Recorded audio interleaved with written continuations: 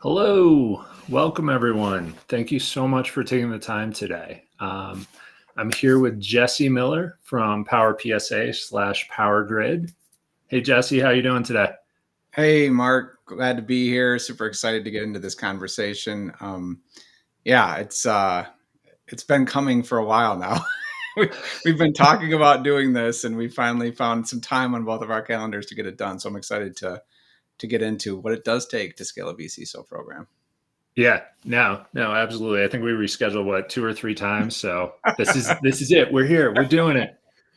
Uh, Just wanted to give a couple intros for everyone on the call. Myself, Mark Howells, Chief Strategist at Dakota Ridge Marketing, and just kind of the quick piece of that is that we do full marketing front to back, everything from webinars, videos, content, strategy for IT companies specifically. And Jesse, I will throw it over to you. yeah, hey everyone. Jesse Miller, founder of PowerPSA Consulting and creator of the PowerGRYD vCISO system. We help MSPs scale vCISO programs and do it profitably. Nice. You've said that elevator pitch before. Yeah, That's and I what it still sounded messed it like. up. Almost at it. You were right there. You were right there. Uh, I am super excited, honestly, to talk to you about this topic because it has come up numerous times recently from the marketing side of things, just yeah. because, and this is a data thing that I just shared, and I was talking to Jesse about this, just in empath course. We just finished it yesterday, so I'm looking forward to that coming out. But vCISO came up in that, and the data is showing that kind of mid 2023 to end of 2023, 19% of MSPs offered vCISO services. By Yeah. the end of this year, it's showing like 85, 86%. So talk about one of those nice little hockey stick growths there. Yeah. That's pretty wild. It's absolutely crazy to me. I mean, it's a fun time, right? Yeah.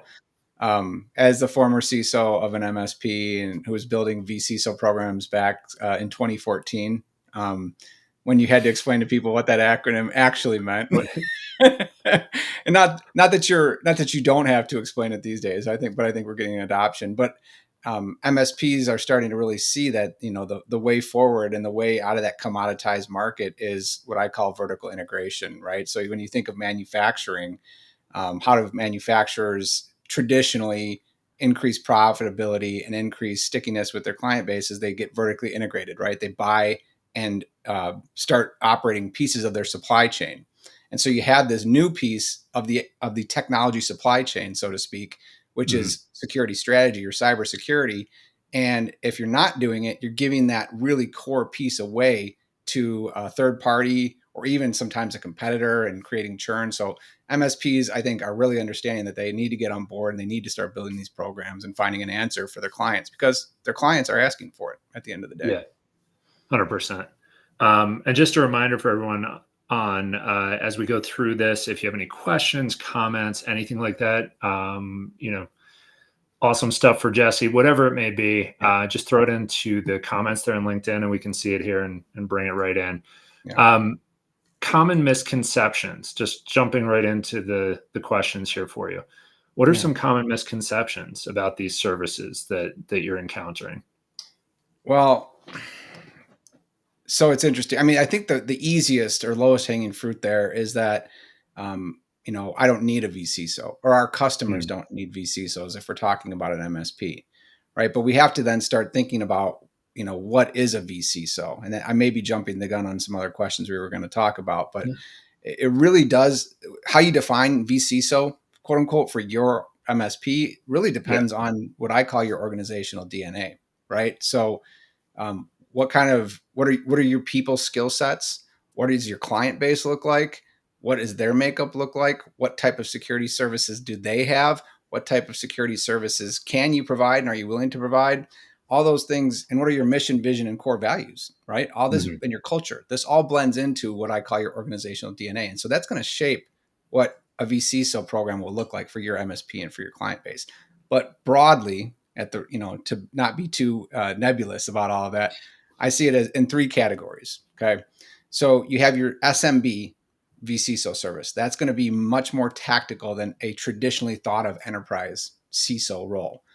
You're going to be helping yes, it's going to be like 20% strategy, 80% tactical, where you're setting security strategy roadmap, but it's going to be more formulaic because most SMBs have very basic needs that they're not doing much of the Yeah. time. So you're going to set that roadmap, and then it's going to be a lot of tactical project execution, keeping internal teams, keeping the client teams moving forward, and just really helping, push them along the road in terms of their security journey. So that's level one or category one. Mm-hmm. Then I think as some MSPs who are doing the co-managed with mid market, 100 to 500 and up, or 100 to 1,000, depending on how you want to define that, you're going to see more of a true CISO role, because you're going to have an internal IT team that you need to work with at the client, right? They may even have a cybersecurity person that you're working with, but what they need is that true CISO mentality of business bridge to technology, and then working with executive leadership and the board to drive security strategy in relationship to business goals. Last category that I see is one that I don't think has been expanded in as much, but I see potential there for vCISO services, is the enterprise, SME and up, where you may not even call it a vCISO, but I see opportunity for what I would call a deputy CISO program. So if you know kind of how these structures work in larger organizations, they have a CISO, and then there may be deputy CISOs, or there might be BISOs, business integrated CISOs, who are working on tactical risk reduction for residual risk within the organization. So you think about something like a manufacturer with an OT segmentation project that does need strategic tributaries throughout the business, but it also needs somebody who's like a CISO level to run that and garner all the support within the business units. But that would take the CISO of the organization way off their general trajectory to drive the organization forward. So I think there's an opportunity for MSPs and consulting firms and things like that to be able to provide those deputy CISO type resources in a consulting type of model for that. So those three categories is how I see it broadly. But one thing I did want to hammer home is that what the vCISO really is at the end of the day is a leader of the security program who aligns the business outcomes to the security controls. And that's the simplest way I could say it. Gotcha. Do you normally work, obviously through PowerGRYD, but are you having the MSPs really look at kind of their current mix of clients and say, okay, where do these three pieces align with who we're actually working with now? Absolutely. That's one of the core things that I have MSPs go through, right? When we look at this, is we want to look at what is our current client base, and who are the clients we really like working with, and who we're getting the best results for, right? Once we do that, we can start honing in on what an ICP, or an ideal client profile, might look like for our organization. But then we also want to look at, why are we getting good results for them? What do they like about doing business with us, right? Because there's certain things in our organization that we're set up with our culture and our people and the way we do things, that creates this symbiotic relationship, right? So we want to take and look at them and create from our organizational DNA, use that to influence our ICP creation and things like that when we do it. So yes, that's one of the first stages we do as MSPs start going through the program. Gotcha. Okay. Another question that we have was just in what ways can incorporate the services into their offerings enhance just appeal to potential clients overall? Yeah. Well, we touched on that with kind of like the vertical integration idea, but that's more from the MSP side, right? From the client side, I think it makes sense because the MSP knows them the best, and the client has a single source of truth, so to speak, for these types of discussions, right? So if they like the results they're getting with IT strategy and IT services, and maybe even cybersecurity services with your MSP, right, it would only make sense to bring that in from a vCISO perspective and deepen that relationship and create a more tightly integrated approach. So we'll go back to this vertically integrated concept. I keep thinking about that. But from the business's perspective, your customer's perspective, it creates less ops overhead or tech debt for them to try and have to deal with different organizations who could potentially, not see eye to eye all the time. If they can get that all and get it done well with a single organization, I think that speaks volumes to, reducing their ops debt when they have to do these services. Gotcha. And this wasn't in our list of questions, but as you were talking about this, it kind of popped into my head. that I've seen on LinkedIn recently, some Mhm. comments, and I really hope I'm not ruffling any MSP feathers here, but some comments about, all these MSPs are adding vCISO services, but they don't really have the strategic chops to do Mhm. so. Yeah. I hope I'm not, putting you on the Well, spot here, but what are your thoughts on yeah, that? I figured that's where you were going to go with this, but it's, I've gotten into many LinkedIn fights about this, right? Or friendly arguments. Let's put it that way. You know, there's the whole separation of duties, and can MSPs ethically deliver? So anyone who's worked in an MSP knows that that's not an issue, right? If anything, you're going to get better results from your MSP with a vCISO and the MSP, because they're going to hold the IT team accountable. So that's number one, right? Hmm. Um, you know, Number two is that they don't have the strategic chops. Well, I mean, to me, that's a straw man. And it's really, the MSPs have committed the cardinal sin of being in an advantageous market position. So, of course, everyone's going to use that to try and to dethrone them there, right? Yeah. So, I mean, don't get me wrong. There are bad MSPs out there, and but there's bad companies everywhere. So, what I tell people when I have this discussion is that I think we're focused on the symptom and not the problem. So, what should we focus on? Working with an ethical partner, right? So if you're Mhm. working with an ethical MSP, it's not going to be an issue. But in the same way, even internal resources have the proclivity to be unethical. So is an internal resource going to recommend something that might put their job in jeopardy because it's better for the company? Well, that's going to be certainly an ethical dilemma for your Oh, yeah. internal CISO, right? So there's the same ethical dilemma. What does it come down to? Ethics. And so I think seeking out ethical partners is the right approach, rather than trying to be like, you can't do this because you're this, right? It's the no true Scotsman's fallacy, right? I like it.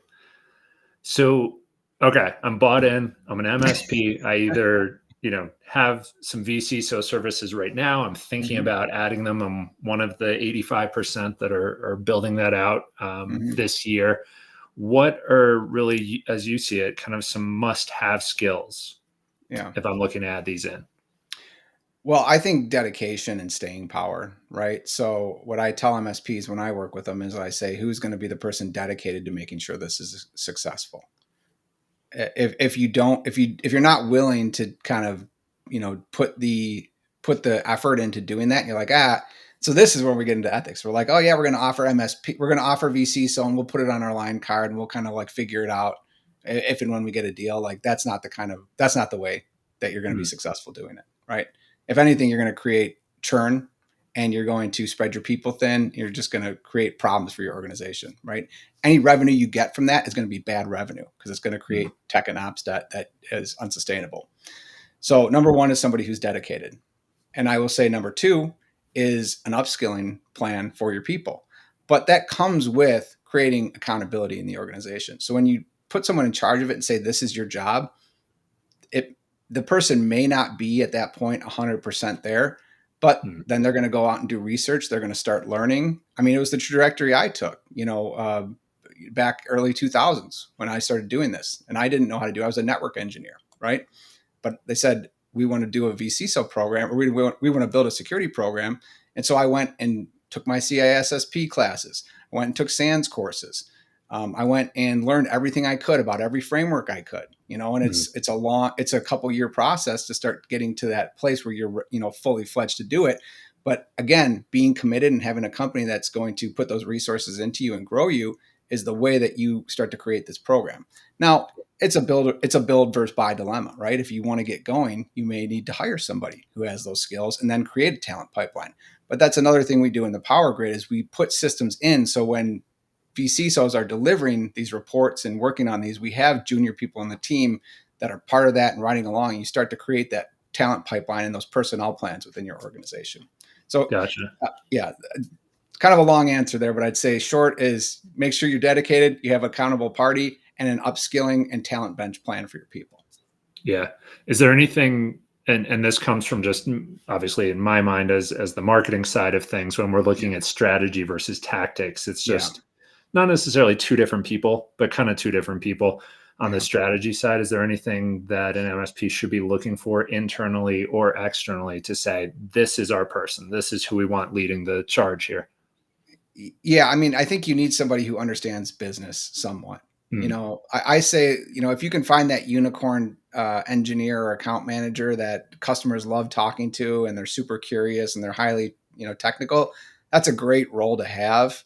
And I think there's one or two of those in most MSPs, right? So that they're a Hmm. good candidate for VC. So the problem is that they probably have their hands in a lot of things on the IT side already. But Right. it's Sure. you need it. So that's where that personnel plan comes in. That planning that we do is you have to say, okay, we're going to start to need to backfill this person's responsibilities as they start to share time as a vCISO and build that out. So let's get some plans in place and start hiring to backfill those. And so, you know, it's a shift, but it's something that you can get done. You just have to be intentional about it and be Yep. dedicated to it. Yeah. Gotcha. Any other methodologies? This was something that came up for Yeah. scaling up the services. Am I like, we got to get these frameworks, NIST, HIPAA, et cetera, Yeah. down, and then we can kind of vCISO it up, or what are your thoughts there? I mean, it does depend on your clientele type and your organization type, right? But I would say, as a general rule, I think narrower focus is better. Mm. You know, I just recently rewatched Peter Thiel's talk where he says, you know, competition is for losers, and he talks, and I put a LinkedIn post about it. But he talks about how, you know, Amazon's a great example, right? Is they were just the best at books in an Mm. era where nobody was doing that.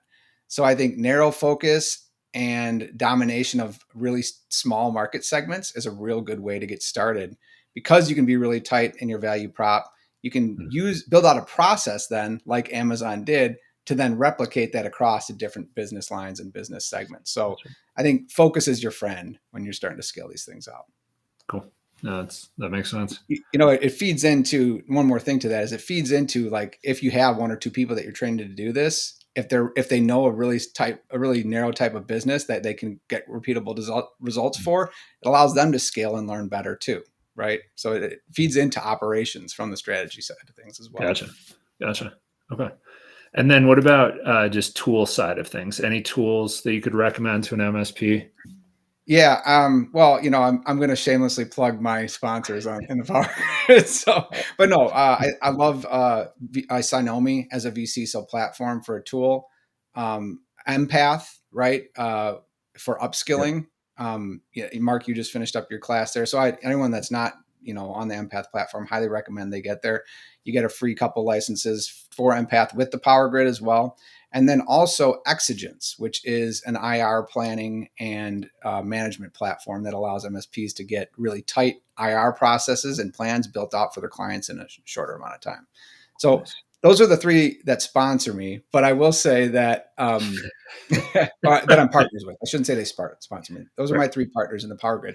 But there's a reason that I picked them as partners. It's not Mhm. because, like, oh, I picked them because they're the best tools for the job, in my opinion, for the most MSPs, right? And so I think those are some great tools that will allow MSPs to get started on their vCISO journey. And again, you get them all free when you join the PowerGRYD. So I'll shamelessly plug my services there as well, right? I like that. I like that. So perfect segue.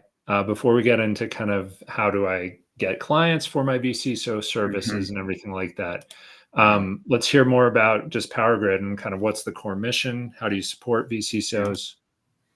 Yeah. So the core mission of the PowerGRYD is to help MSPs crack the code for profitable vCISO services. And really what that means is I see MSPs as the foundational core of the economy of the US in a lot of ways because MSPs support the majority of small businesses, and small businesses run the economy of this country, right? So we have PowerGrid members from all across the globe. So I don't want to just limit that to the US, but it's really much the same Mhm. in any country, right? When MSPs get on board with vCISO and start delivering risk services to all of these clients, we create a protective layer against all the problems that could undermine in these, you know, we're in turbulent tech economic times right now. So it's really a passion project for me to try and get my system out that I know works and I know secures businesses and I know provides value to both the MSPs and their clients to as many people as possible. That's And great. you know that's what the mission is for PowerGRYD. No, I love that, and I love that you say that. That's kind of how I see things as well. Is not just, oh, we're helping Right. IT companies out. It's actually most businesses these days are obviously run through technology. They're run on Right. technology. And if their Right. tech is not efficient, effective, et cetera, they're kind of Mm-hmm. falling by the wayside. And so us helping out those IT companies in turn really helps out so many people. So that's a great view on things. So let's say I jump into PowerGRYD. I'm an MSP. What am I going to see there? Like what success stories or challenges have you encountered while working with MSPs on there? Yeah. Um, yeah, I think challenges is that I'm this same way too. So I know myself, and I know having worked in an MSP for so long. So I want to start with challenges, and I think challenges is MSPs want to jump. They want to jump past processes. Right? So I mean, I've had MSPs join and be like, "Hey, I need to get a quote out. Do you have template quotes?" And I'm like, "Yeah," but, but which is Tomorrow, fine. let's go. We're ready to do that, right? But you need to go back and go through. So we talked about all those things with the org DNA and the ICP and the go-to-market plan. Mhm. Is if you want to build for long-term success, you need to do those things, right? And I think Mark, that's where you come in. So, we need the MSPs to go through that stuff. And so Mhm. the challenges is just, getting people to focus. But I mean, that's more of a challenge for all of us, right? So it's funny because when people join, I have like, here's the things you need to go through and learn. And then I have a TLDR page that says, I know you didn't read all of this. I know So you didn't read just this. do at least these three things to start, right? So that would be a challenge. But in terms of the wins, right, that's what's fun for me. We have a board where everyone shares their wins. And I love seeing people come in and light bulbs really go on. And we had some people come in who were pre-revenue, which is cool, right? They saw the value and they're like, hey, we're starting an MSP, we're starting a vCISO service. We want to do it the right way. And to Yeah. come in and be able to help them build from the ground up and watch them get their first client and then just watch the takeoff kind of happen. We're working on some really big opportunities that are going on. We're going to be discussing in our office hours this week. So I'm excited for the MSPs that are working on that. And then Nice. I would say the best story is an MSP I worked with last year who, after 2 months, was able to sign a 6-figure ARR deal based on using the new targeted and value positioned scopes of work, pitch deck, and then resulting outcomes for their client. So Wow. that's not typical, right? I don't want to be like, sign up and you'll sign a 6-figure deal, Yeah. right? I mean, In 2 months, you'll be here. but it's definitely possible, right? So that's one of the great win stories I love talking about with the PowerGRYD. Nice. I like that. That's awesome. Yeah. Um, let's get into kind of marketing and a little bit sales and marketing side of things. Yeah.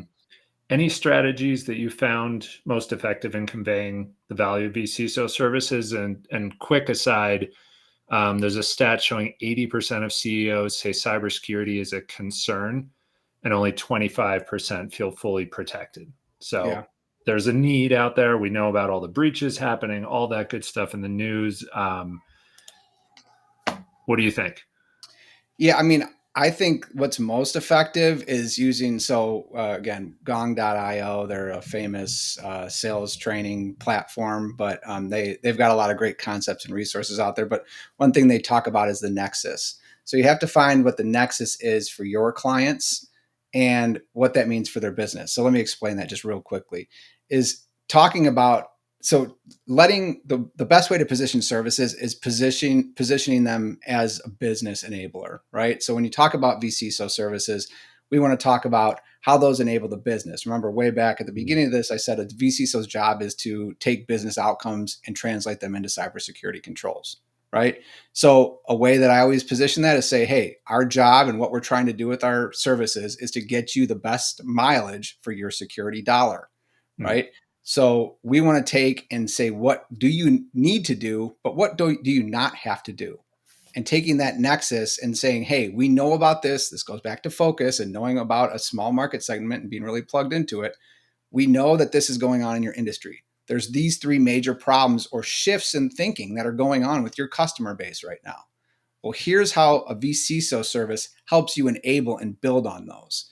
Now, those could be widely different across industries. yeah. The DIB, the defense industrial base, it could be CMMC. That's a very easy value prop. You need CMMC, we help you do it. It's more of transactional. But then there could be things like RIA, wealth management, right? Customers now care about security. They want to know their data is protected. Let's show how this service can actually translate not just into a zero-sum game of we spend on security, it means less money for the business. Instead, we spend on security and it actually becomes a benefit or a benefactor when we talk about business outcomes and using that in pitches or with clients to show how we're doing it better than everyone else. So those are a couple different ways, but they all need to be business positioned methodologies, not the FUD of like you're going to get breached. So it just doesn't work, Right. So No, yeah, that's interesting, and we talk a lot about especially for cybersecurity marketing in general. Just do you go the negative route or do you go the positive route? And I like that kind of thought that you had on that. It also brings to mind, so we talk with our clients about the SBBS methodology that we use, which is you have your service, you have the benefits of those services, and then that's pretty much where most MSPs stop. And they're like, yep, we do vCISO and we can cover your needs for CMMC or whatever it is. Boom, that's it. You have to think about the second B, the business benefits. What are those outcomes that they're looking for? And then the S would be stories. Telling stories about it, because people then can kind of put themselves in their shoes and say, wait a second, that sounds a lot like our business. We might need these services. So I think that's really I love that framework, by the way. So thank you for bringing that up, because the first time I heard that, I was like, that's genius. That's money. That's money. And this is, playing off of this, just kind of client education. What role do you think that plays in the marketing efforts? Yeah, I mean, how do you approach that? You're a marketing expert, so at the risk of offending you, I'm going to say I've kind of taken some stock, and you hear a lot of people saying top of funnel is dead, right? So, I think it's not dead, right? You have to do top of funnel, which is education, but I think that we're in such a demand upswing right now that you want to focus on customers that are past top of funnel and are saying, I know what my problem is, and now I'm looking for solutions to solve it, right? So I think focusing in and trying to create material that pierces through education and is more solution based and middle bottom funnel type stuff, I think is better spent right now. But I'd love to get your take on that, because that's just my 2 cents. Slightly disagree. I'll say slightly. No, this is great. So I mean, I see everything based on the buyer journey, right? And I look at also the data that backs that up, and the data is now showing really 2 elements to that. So one is that 60 to 70% of what these prospective clients and buyers are doing is before they ever talk to you, right? So whether that's top of funnel, middle of funnel, what have you, that's a huge chunk. And there's this knowledge gap out there. I may not know what a CISO does. I may not know anything about it or the need for it. Right. So as an MSP, I need to be there where they're at in that journey, providing education, providing, content really that closes that knowledge gap. And that's kind of how we see things, is to be able to handle that. And repurposing content on multiple channels and making sure that it's available across those different channels is so important, I think, because of that buyer journey. So and a lot of that content, it could be top of funnel. I may have never heard of your company at all, or even seen the need for anything like this, and I run into it. Or I may be much further down that funnel or along that buyer journey, however you want to see it, and know there's this need out there, but you as an MSP are providing that information for me. And therefore I do want to get on the phone with you. And the second piece to that is there's now, and it just keeps getting crazier and crazier, the number. There was the rule of 7, then Google had 11, now Google has 13, and now I recently heard 21, which is just ridiculous. That's the number of touches it's now taking just to get somebody on the phone. And you have to just, it's as you said, that everyone's, got the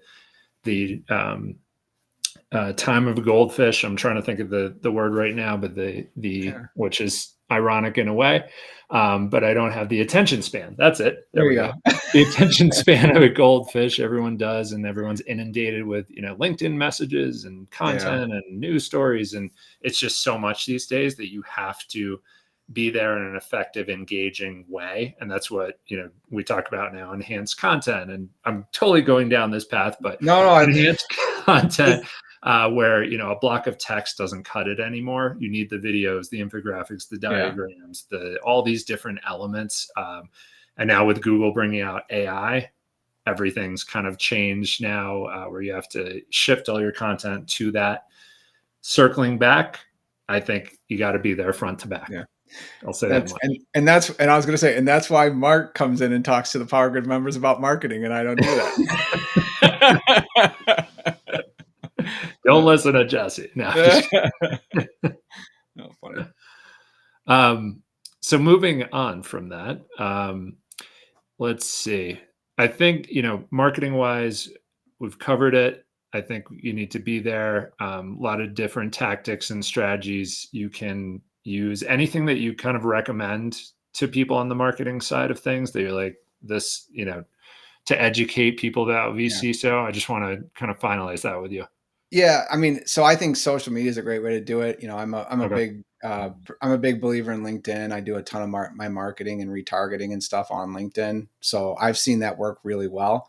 So I think just being there, like you said, and Mm. constantly talking about education and talking about those topics and reinforcing them and messaging around, specific industries and hey, you're the person or you're the MSP for this particular industry for this particular thing. That just creates top of mind with buyers. So I think Mm. when then you go to those other channels and get those other touches, they're just like, oh yeah, I remember seeing that. I like what this person said. So that's one thing that I've seen be very successful for not just myself, but for other folks in the PowerGRYD who are doing this kind of stuff.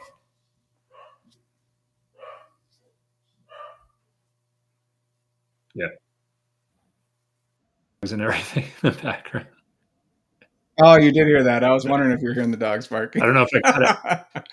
Oh, I don't know if I cut out there for a second, but last couple of things I just wanted to talk about. Any case studies, best practices where integrating VC. So, you talked about that 2 months, yeah. six-figure kind of thing. Anything else that has come up?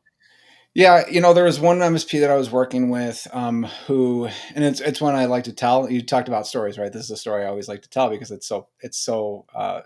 illustrates the point so well. So as an MSP I was working with, they were just getting started on their security journey. They had been offering security services, but they were starting to build a vCISO program, right? They had a client who was a startup SaaS company that was selling into like Fortune 100, Fortune 50, really large deals. Now, this was a 12-person startup SaaS company. They're not profitable, right? They had about a $2 million burn rate or something like that. But we hadn't Mm. talked about that as as the MSP with them. In any case, they wanted to get SOC 2 certified, and they had a bunch of people asking about stuff. So we went through and did all the security controls, and it came into between projects and MRR and ARR for the first year, it's going to be around $200,000 in spend, right? They're a 12-person company. The Mm. MSP says, well, there's no way they're ever going to go for this. They just don't have the budget. And I said, well, wait a second, let's go talk to them about like the business outcomes and why do they want to do this? Because they're the ones who came Yeah. to us and said they want to do this. So we sat down and talked with them, and during the discussion, it came out that the reason they're doing this is because they've lost several large deals, in part because of their security posture. They would get into the security questionnaire phase, and people would start doing their due diligence. Really large organizations with CISOs and security architects would come in and say, "You have no security," and that would convolute the deal, and then the deal would die. So Mm. it came to pass that we did a little math, and they had lost about $1 million in revenue and deals in the last year because they didn't have security posture, right? So Mm. all of a sudden that 200 grand looks really good. Yeah. Okay. So, Yep. they didn't do everything, right? But they did do about half of the recommendations, and then got on a path and got a vCISO in place. And then that just creates what I call that virtuous sales cycle for the MSP, right? They can continue to work with them and budget and start to improve security posture. And I think the last deal, when I was working with the MSP, they actually won like a 50,000 seat deal because the MSP helped them go through that security checklist, right? Nice. So that's a great way that we can just look at that and say, hey, when we start taking that business approach as an MSP and getting integrated with our clients and the business, and we're talking about the sales cycle, we're not even talking about security anymore, right? That makes tangible benefits for the customer, and it makes tangible benefits for us. I love that. When you can sit on the ROI seat, you're golden, you know? Yeah, That's exactly. great. Last thing, I see we're kind of over time here. Any best practices, implementing, managing vCISO services? I want to get into this. I'm interested. What do I do? Yeah, I mean, I think some best practices would be, or the best practice I would say, is to stop trading hours for dollars, right? So it's like I hear so many MSPs like, oh yeah, we're going to sell them a block of 20 hours and we'll do some vCISO work. Well, that's the surest way to not be profitable. Okay. So you need to have defined scopes of work and targeted scopes of work with specific outcomes that you deliver, and turn that vCISO into an MRR package, right? And then obviously there's specific ways we help people do that in the PowerGRYD, but even without working with us, I think starting to be very specific and regimented in your scopes of work, having outcomes that are tied to those scopes of work that speak to the particular clients you want to work with, and then shifting other requests that are outside of that to projects, and having that good blend of professional services versus managed services is a really good way to create a profitable model. Love it. Love it. Awesome. This was great. Yeah. Really good information.